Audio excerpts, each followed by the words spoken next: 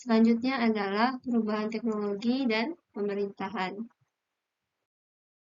Peraturan di Amerika, yaitu Fourth Amendment, menyatakan bahwa merupakan hak seseorang untuk merasa aman bersama orang-orang di sekelilingnya, berada di rumahnya, kemudian properti yang dimilikinya dari penggeledahan dan penangkapan yang ilegal, tidak memiliki surat perintah, dan dari isu kekerasan.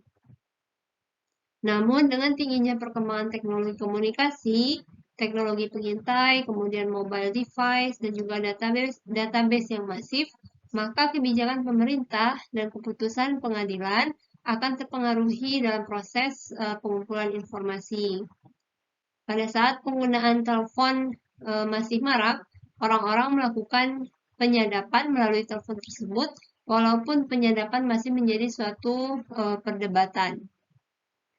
Ketika email dan telepon seluler baru ditemukan, intersepsi dari agen pemerintahan menjadi hal yang biasa.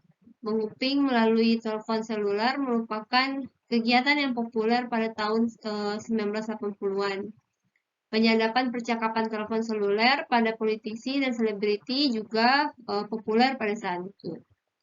Hingga pada tahun 1986, The Electronic Communications Privacy Act atau ECPA membatasi intersepsi penyadapan pada komunikasi elektronik, termasuk di dalamnya adalah email, telepon seluler, kecuali oleh agen pemerintah dengan surat perintah yang sah.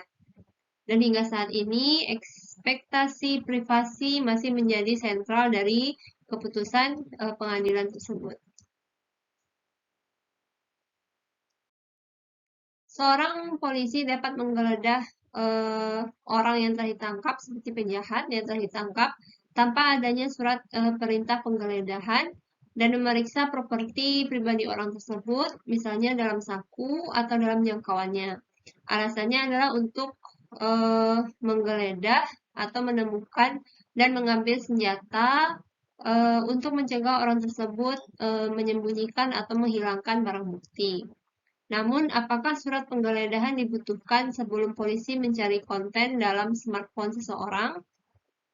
Sebuah telepon genggam atau smartphone biasanya berisi nomor kontak, informasi panggilan terbaru, pesan, kemudian dokumen, kalender pribadi, foto, histori pencarian web, dan juga rekaman lokasi smartphone tersebut. Smartphone juga dapat berisi mengenai informasi kesehatan dan juga aplikasi religi. Dan untuk beberapa orang, smartphone juga dijadikan sebagai media penyimpanan informasi dan dokumen kantor. Dan informasi seperti ini, menurut Fourth Amendment di Amerika, merupakan informasi yang dilindungi sehingga membutuhkan surat izin penggeledahan untuk melakukan penggeledahan. Namun, ada juga yang berpendapat bahwa dalam rentang waktu untuk menunggu surat izin penggeledahan, maka pelaku atau pemilik smartphone dapat menghapus atau menghilangkan bukti kejahatan dari smartphone-nya. Dan ini tentu saja sangat merugikan. Pada saat ini, surat perintah penggeledahan diperlukan untuk melacak telepon seseorang secara real-time. Namun, beberapa pengadilan telah memutuskan sebaliknya dalam kasus yang melibatkan akses ke data riwayat lokasi yang disimpan oleh penyedia layanan telepon. Perusahaan telepon memiliki catatan menara seluler yang terhubung dengan telepon, termasuk tanggal dan waktu, dan dengan demikian informasi ini memberikan peta dan garis waktu pergerakan seseorang. Walaupun mungkin lokasinya tidak tepat, karena mungkin orang tersebut berada di sekitar menara.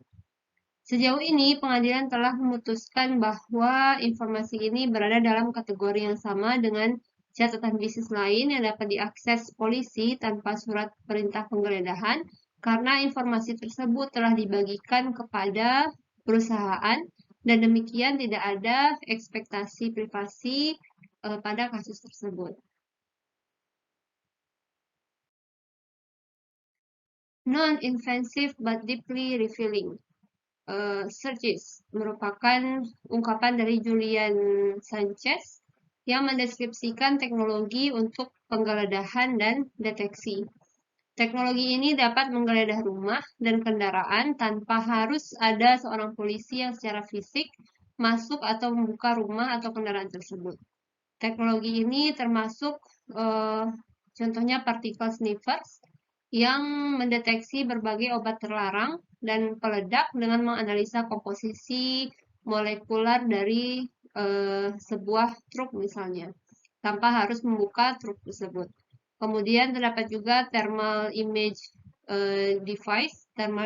device untuk menemukan pemanas yang digunakan untuk menanam marijuana misalnya. Kemudian teknologi drone yang melintas di atas rumah kita, serta algoritma untuk mereka ulang percakapan, dan untuk mendeteksi atau mengidentifikasi seseorang dari gelombang suaranya dengan hanya menggunakan rekaman video.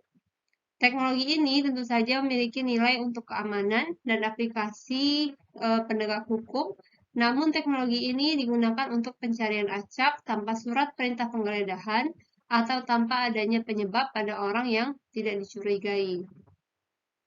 Jika teknologi ini digunakan oleh perintah tanpa adanya surat yang sah, maka akan ada kemungkinan di masa depan orang-orang akan mengembangkan teknologi untuk memberikan perlindungan privasi dari sebuah device.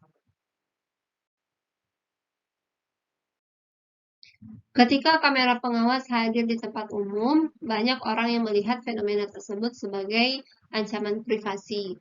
Namun di sisi lain, foto yang diambil dari kamera pengawas dan juga teknologi pengenalan wajah atau face recognition juga dapat memudahkan penegak hukum untuk mengidentifikasi teroris misalnya. Kedua fenomena ini memunculkan pertanyaan, apakah dengan adanya kamera pengawas dan pengenalan wajah teknologi ini menjadi ancaman atau apakah menjadi perlindungan yang berharga? Pada tahun 2000-an, teknologi sistem pengenalan wajah masih memiliki akurasi yang rendah. Namun dengan berkembangnya teknologi dan bersamaan dengan ketersediaan gambar atau foto untuk dibandingkan, maka akurasi teknologi ini tentu saja meningkat tajam, meningkat dengan baik. Seorang polisi atau siapapun dapat mengambil foto di sebuah tempat dan kemudian menjalankan aplikasi untuk mengidentifikasi orang yang ada di dalam foto tersebut dengan mencocokkannya dengan foto yang ada di sosial media. Beberapa kota di dunia menambahkan program kamera pengawas, namun ada juga kota yang mengurangi program kamera pengawas tersebut dikarenakan tidak secara signifikan mengurangi kejahatan atau karena program tersebut terlalu mahal perawatannya. Beberapa aplikasi kamera dan sistem pengenalan wajah tentu saja memiliki manfaat untuk keamanan dan pencegahan kejahatan, namun diperlukan kontrol dan guideline yang jelas terkait penggunaannya.